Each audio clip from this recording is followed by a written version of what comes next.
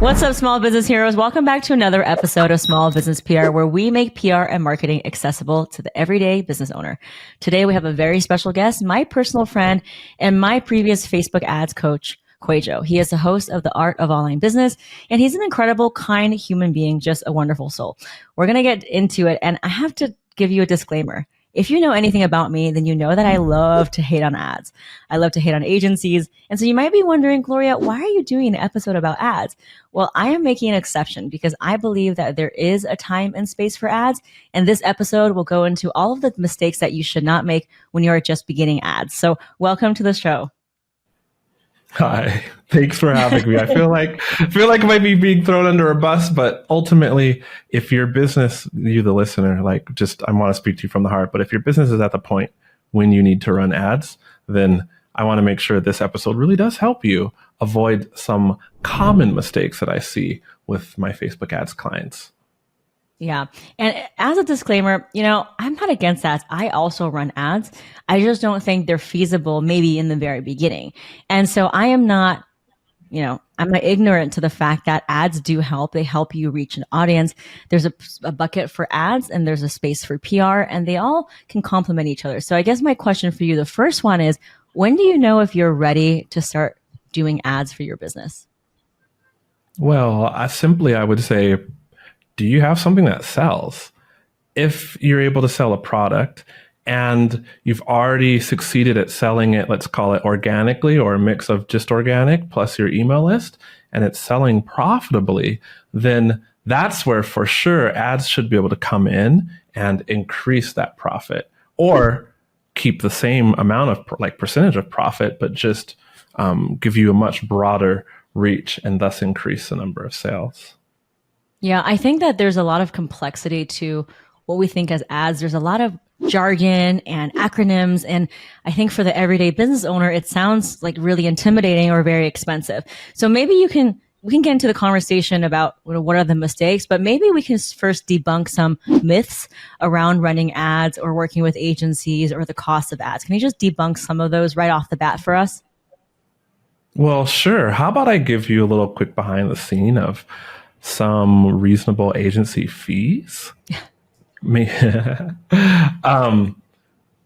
So the thing about working with an ad agency is it's great if your business has already achieved, like I said, scale, so to speak, and you're selling a lot of your product. But before we go there, I want to say a mistake that I've seen is, because I have a course on Facebook ads, right? And I have a survey that goes out when somebody signs up for the course, asking them what they're excited about, what they're planning on doing. And I keep seeing this one thing, which is, I have a launch coming up, or maybe a new product that you're developing, and you want to test the product with ads, as in run the ads to try to get your first 10 founding members for your launch, or run the ads to try to get your first sales for the product. And that's what you would want to avoid, is use your organic following, use your email list to test out a product. But don't use ads at that stage. And here's why. Usually when you're starting out a new course or you're launching a new product, your messaging isn't dialed. And where I come from, the messaging, as in the words in your ads, actually do most of the heavy lifting when it comes to sales. In addition to your opt-in page, your landing page, where somebody would give you their email and address in exchange for some free value, or your sales page where they would exchange money for your offer. The messaging is so important. And at an early stage, when that messaging isn't honed, spending money on ads would just be a complete waste of time, except for one scenario, which we will come back to later in this episode. Yeah, it definitely, you've given us a lot to think about. Launches, I don't care what industry you're in. I think a lot of people, when they think of launches, they think of digital product or a course. And no, you can have a new product launch. You can have a beauty product. You can have a new gift guide bundle. You can have a holiday series. So a launch is for every season and every reason. And I think it's a great compliment if you are trying to especially get your product in front of more customers. I do it with my gift guide approach, right? To get a feature in a gift guide. But if you can also have a successful ad running in conjunction, then that's kind of like double the power. Is there anything else that Right. people should know when they're thinking about running ads, but they have all these stories made up in their head about how it wouldn't work for them or it shouldn't?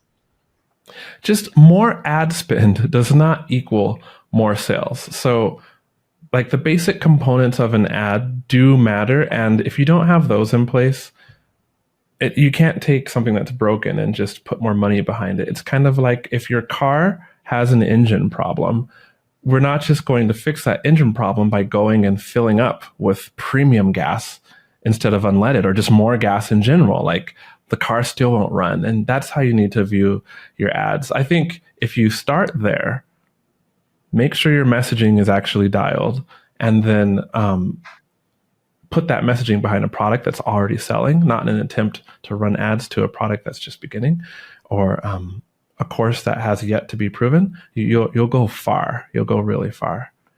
Do you want to Yeah. talk and touch about one tactical thing in an ad that I've seen like plenty of people do wrong, or get to Yeah, that later? would love that. Okay.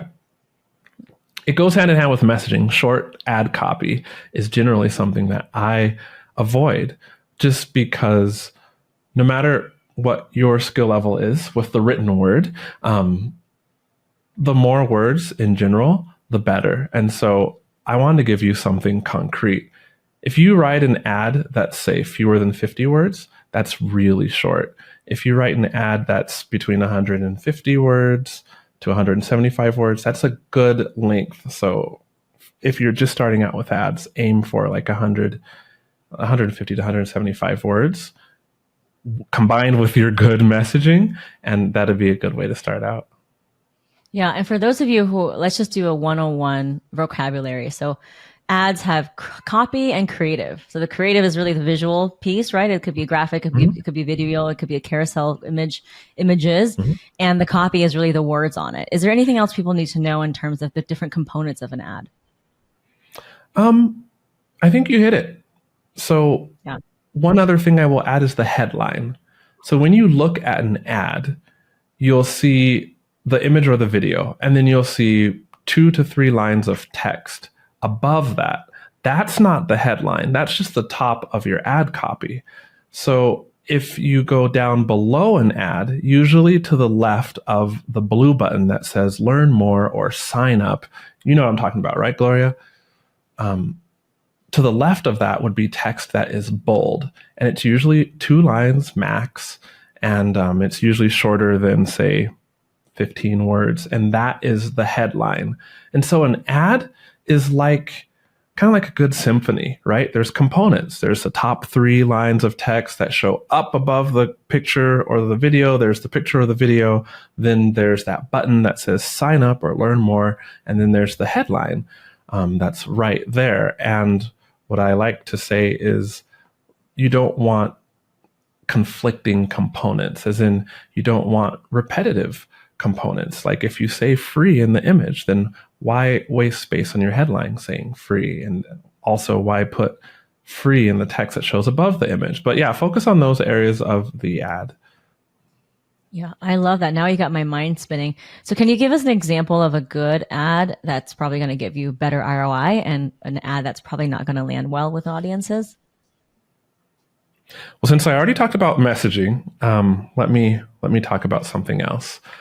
Think of the ad creative as a way to stop the scroll, but then your ad copy is what's going to get somebody off of Facebook and onto your email list or to your website.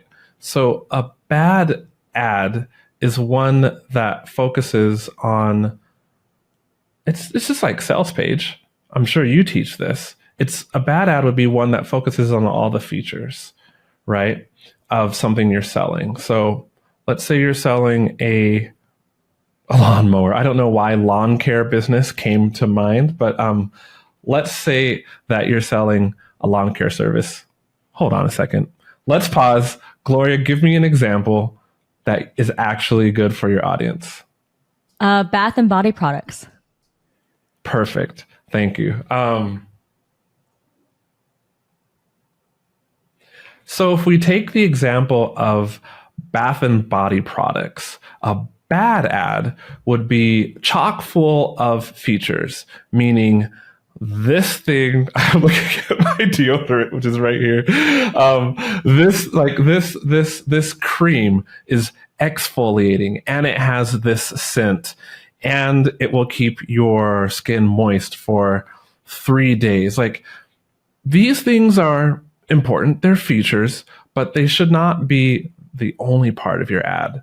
What would be better is talking about, in course speak, we talk about the outcome or the transformation that a course delivers. I guess in product speak, like, why is somebody buying that lotion, that cream? Is it because they're planning, like, are they single? Are they married? If they're single, are they planning on going out? Like, do they want to smell good? Or is it just because, I don't know, they go to work and in like the dry AC climate, like their skin is cracking? But like, what are they really trying to get from acquiring that product? And you want to speak to that in your ad copy. That's more important than the features. Maybe you have a little bit of the features, but really it's, why do they want the thing, and what like better lifestyle is going to happen? Like, I talk a lot about tension, like between where we're at in the here and now and where we want to be after we buy the thing that we're seeing in the ad. And you kind of have to paint that tension. Like, here's where you are, here's where you could be, here's what life could be like, here's also what could happen if you don't get the thing. And that's kind of the anatomy, or that's the pathway towards a better ad. Yeah. Yeah, I do love that. It's about the transformation, not the features, because it's always about the why, right? Why are people buying it? And it doesn't matter if it's for a sales page, for a course, for SaaS software, for a lawnmower, or a baby product. And so that's one thing we always want to nail down, is what is your message? And without, you can have the best creative in the world. You can have the coolest effects. And by the way, those videos that are super polished, I think don't even work as well as like a regular photo, by the way. So you are right. It's really, it's about your message. And I think a lot of times we make up stories in our head of, oh, my ad has to be perfect, and I have to get this camera and this microphone, and I have to get, a whole lighting thing. And are you seeing that that's true? Or is it just kind of like open your phone and just snap a photo and put it on Facebook? So interestingly enough, I just finished a launch with a client, and her best performing ad creative was a simple video of her. We didn't edit captions actually we did put captions onto the video, because you always test when you're running ads. But the video that had captions and the video that had like a graphic overlay, when I say graphic overlay, I mean, we took like an oval shape, a rectangle shape, and put that at the bottom. And then we put some text over it, so like we could communicate with written word a little bit over her video. Those didn't perform as well as just her talking.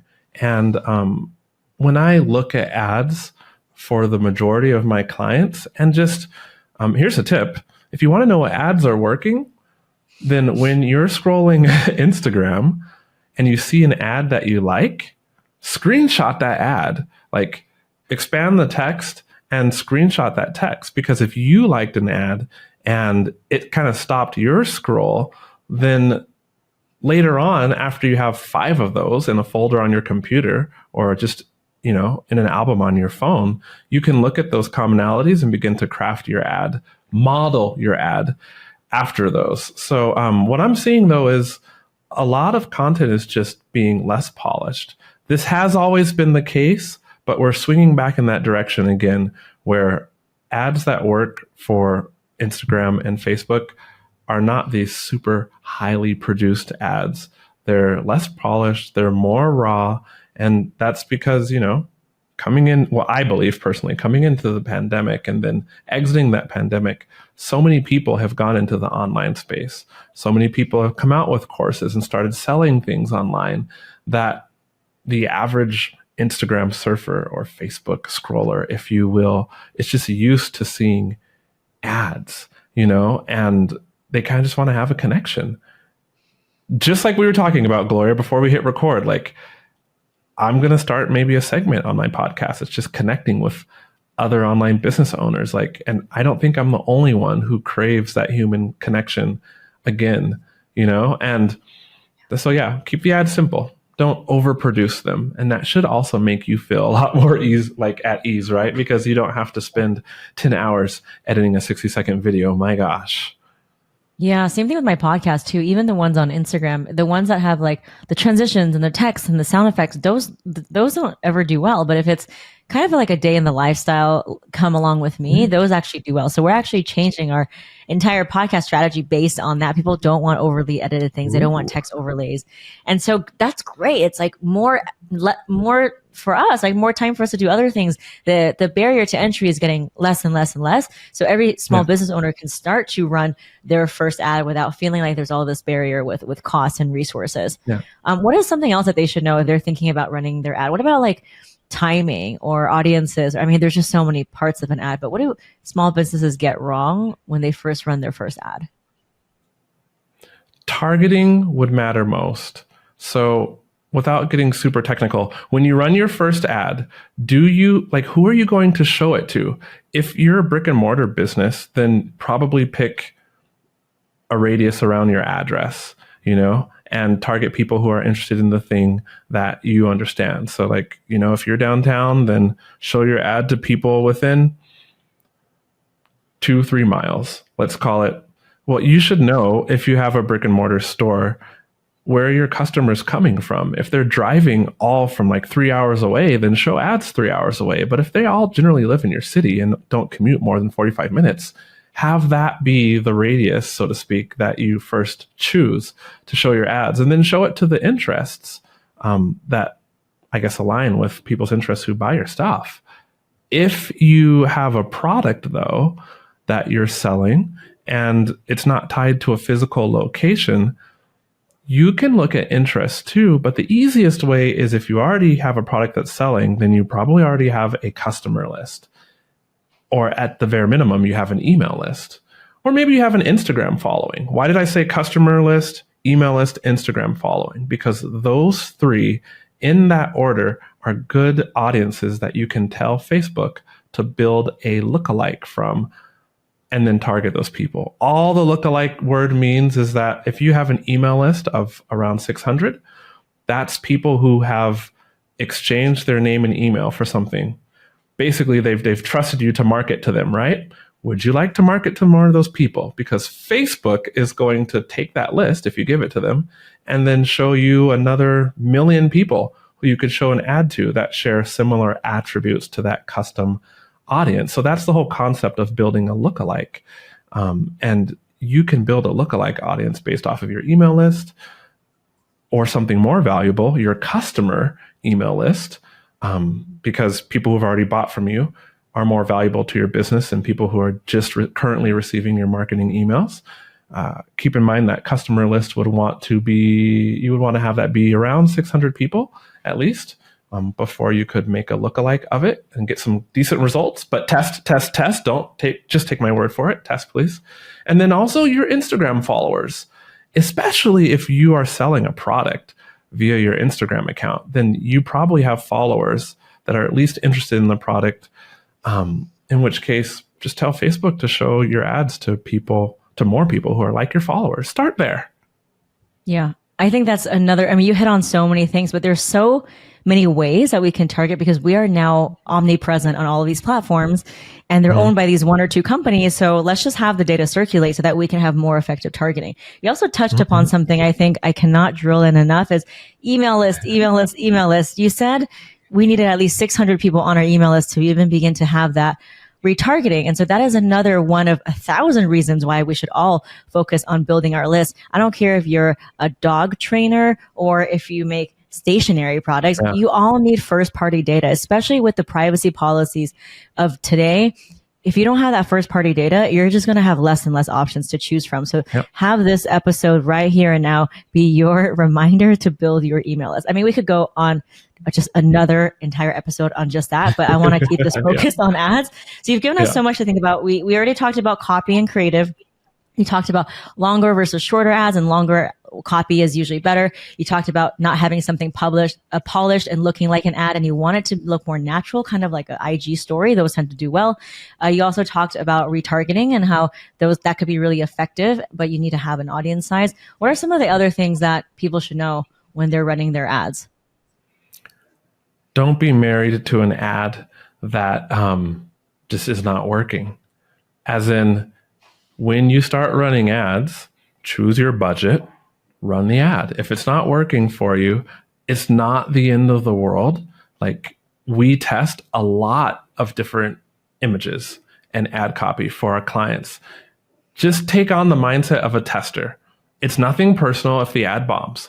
That just means you have another iteration that you're going to try. And that's okay. Go ahead and just move quickly. Don't just hope and pray. Though I do believe in hope and prayer. Don't hope and pray on your ads like that they will work magically in a week from now if they're not working right now. Turn that ad off and put another one on and see if that works. And you might have to test 5, 6, but it's totally worth it once you get to the ad that hits and brings in names and leads and revenue for your business. In fact, not only is it worth it, but here's the mindset shift. All the ads that failed before that were actually paying you to discover the ad that paid you. Look at it that way. Ooh, I love a mindset reframe. You know that. So you talked about testing ads. My next natural question that comes to mind is, how much money am I going to spend as a bootstrapping small business for me to get some ROI? I think there's a lot of talk about how you need to have thousands of dollars. How can I best budget the ads, especially if you said you need to test often. So can you just give me kind of a breakdown of how much per day or per month or per week? Oh, everybody asks this question. First, nothing is guaranteed in Facebook ads world. So don't go spending ad money that you can't afford to lose. And that sounds harsh, but it's very true. Please don't go and say, okay, I'm just going to put this ad spend on a credit card, but I can't afford to pay like that credit card. So I'm going to hope that this all works. Like, that's not the place where you should come from for ads. So now that's out of the way, I can say for my clients, we start with at least $30 a day. If that's really high for you to test, then one, rethink if it's the right time for you to start ads. And then two, I'm going to give you a very cheap ad strategy. Well, cheap, low cost ad strategy that is effective that you can use, especially if you have like a product based business. And this ad is just called like a billboard ad, if you will. And it works really simply. All you're doing is taking either ad creative that you've made, or you can go from inside of Facebook Ads Manager and just look at your Instagram Reels. Which of them are performing the best organically? You pick one and then put, let's say, $1, $2 a day behind it. And who do you show it to?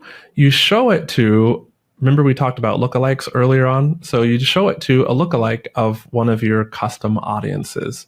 If you have a blog and you get significant website traffic, build a lookalike off of your website traffic. If you already have 2,000, let's say 800, 2,000 people on Instagram, a medium-sized account, build a lookalike of that. Show the ad to that audience. What then will happen is more people will start to follow your account and more people will engage with that ad. So what do you do from there? You get tactical. When you have new followers that follow your account, you DM them and you say hi. You don't spam them with a link. Please don't send a link, but you say hi. You look in their bio and say their name, so type their name, thank them for following you. And then once they actually respond to you, just ask them either like a more direct question, like if you sell lotion, it's like, hey, are you here like just kind of to learn about skincare, or are you actually looking to get something? Start the conversation like that. But that would be a very low cost way to run ads. And it also is very effective because you quickly will find out what kind of messaging works because you're DMing people. And you'll be off to the races, so to speak. Now, when you think about DMs, there's so much technology now. There's the chat bots, there's ManyChat. Mm-hmm. What is your advice on that? Just kind of automating it. Automation is good. For the person who is considering whether or not, like if you're wondering whether or not you can afford ads though, and let's say $10 a day is a significant, ad decision for you, I almost would say before you start automating with ManyChat or one of the other tools out there, DM yourself. Like, you actually get in the DMs yourself. Why? Because people can tell. We're very used to, comment lotion on this post if you want this exfoliating cream. Like, we're used to that, right? But when you get into the DMs yourself and you start to build that human to human connection, it's basically you're exploring messaging. You're seeing like where people are truly at. Whereas like the automation is just, they're going to exchange, they're going to comment something on a post, they're going to give their name and email, and then they might not actually DM you after that. So I feel like, especially at the more beginning stages, you're missing out on a really big opportunity by not hopping into the DMs yourself and forming that connection, but also paying attention to what is working. And when I say that, what I mean is way back in the day, I used to teach Chinese. I used to live in China, and I taught Chinese to people who lived in China, expats, if you will. We'll call them immigrants because that's an accurate word for an expat in another country. And what I was doing when I was DMing them about my program, my followers, I was DMing them about my program to find people who wanted to join my program. What I did was, for about 10 to like 12 sales, I went back and then I went into a spreadsheet and I kind of recorded the milestones. No, I actually put in every exchange. What am I trying to say? In the DM threads or conversations that converted into sales of my program, I dumped in all the words that we typed. So like what I said in one cell and then what they responded in the next spreadsheet cell. And so once I had 10 or 12 columns of these conversations, represented that converted into sales, then I started highlighting what was common in those conversations. What I was doing was honing my messaging. At the time, I was just trying to figure out what I could say that would convert to sales in the DM, but actually I was honing my messaging. And this is something that you're just not going to do if you jump straight into automation, And that was a gold mine for me, gold mine.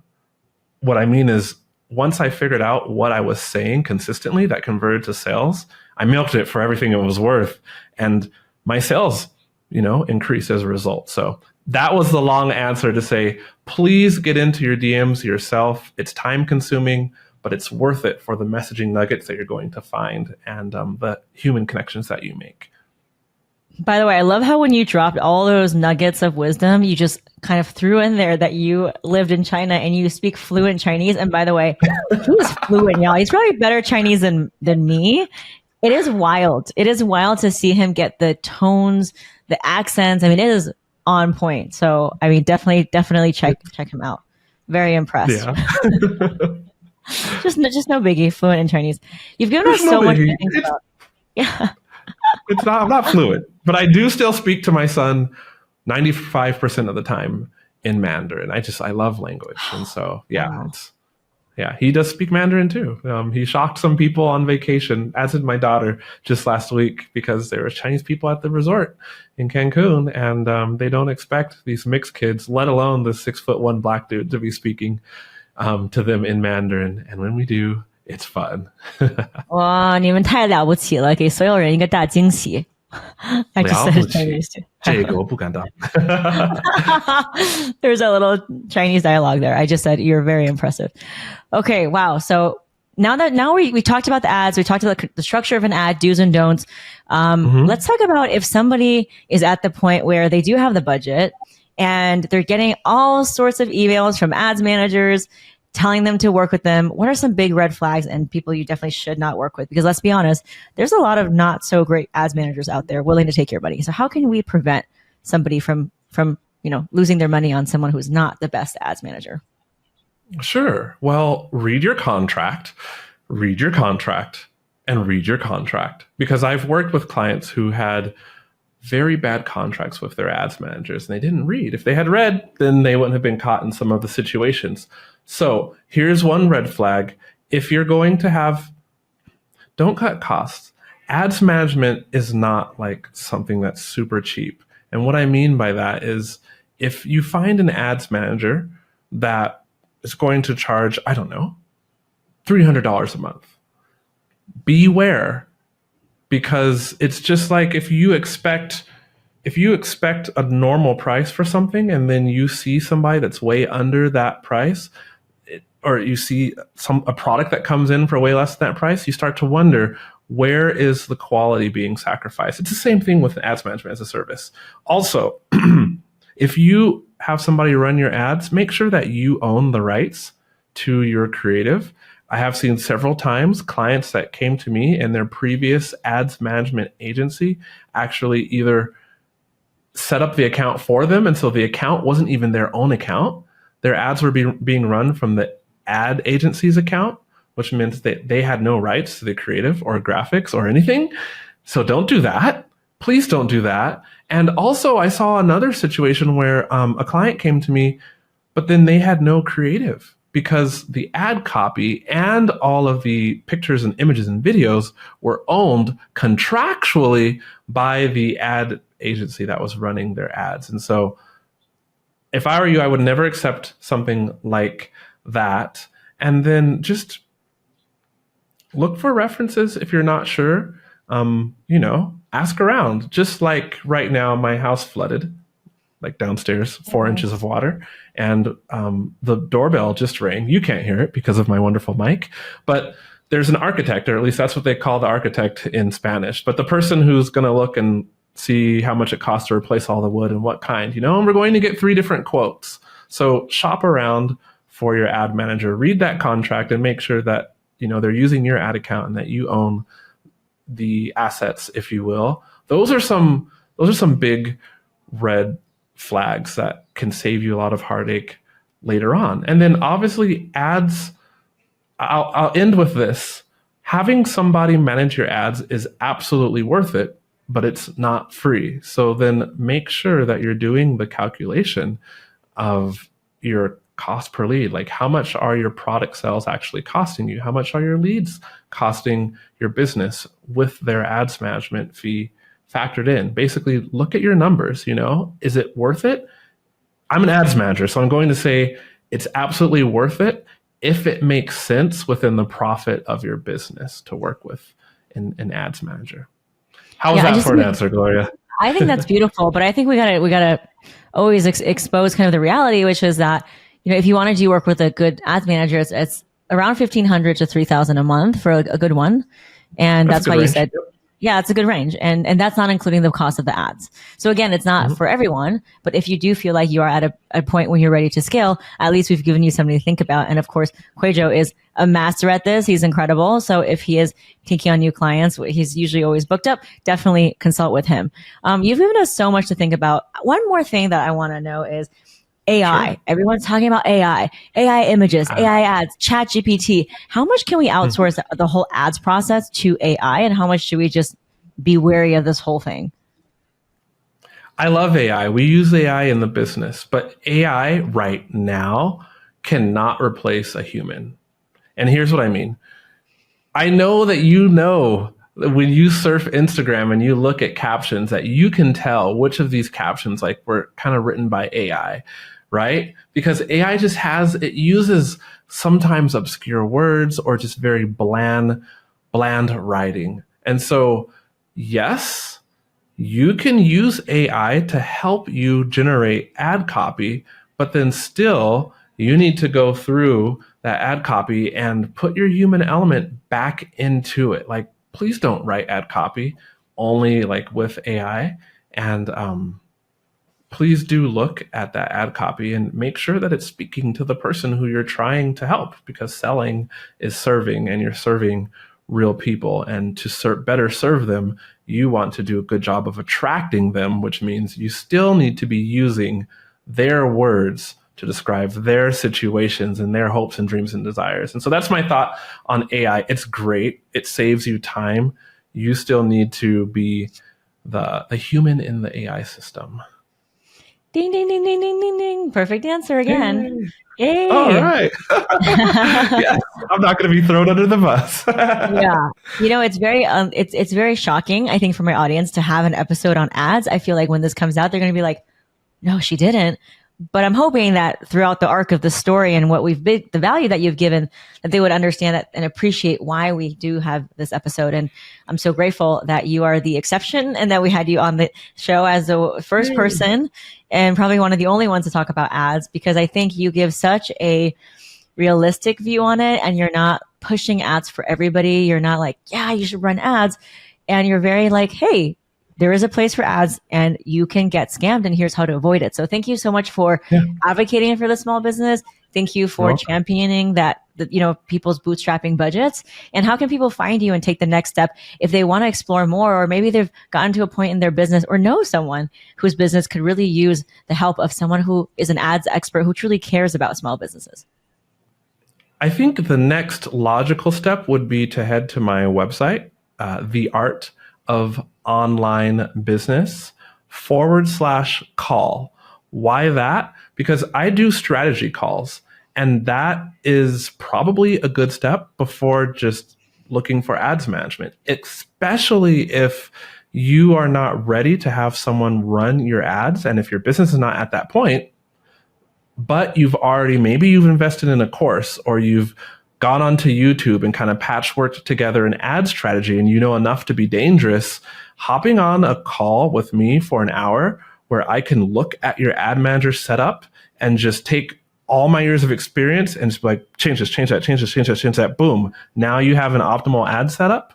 Or if you want to have me explain like funnels to you and look at your funnel, start to help you crunch the right numbers, that's the kind of call that would really help you. So theartofonlinebusiness.com /CALL call. Boom, I'm sold. I want to get on that call too. I'm tweaking my ads. Thank you so much for everything. And what is your one piece of advice for business owners? I know you've done many different pivots. You've lived in China, you live in Mexico, you've taught Chinese. So you've had many different businesses. What is one piece of wisdom or motivation as we start the new year that you can impart us with? I have to say, this is all work. The success is work. The failure is work. So what you're doing is either going to work for you or it's going to work on you. So when you slip up, when you make mistakes, if you have to pivot, when things don't go your right way, let that work do work on you so that you change. And the next thing that you're doing has a higher percentage, or a better chance of working for you, because it's all work. It's either working for you or on you. And this is how we keep going forward. Thank you so much. And with that, thank you, everyone. If you know anyone who would benefit from this podcast, please share it with them. We're all about championing the small business owner. And please reach out to Kwadwo if you have anything related to ads, questions about funnels. He's your guy. And until next time, see you later. All right. Thanks for having me, Gloria. Bye.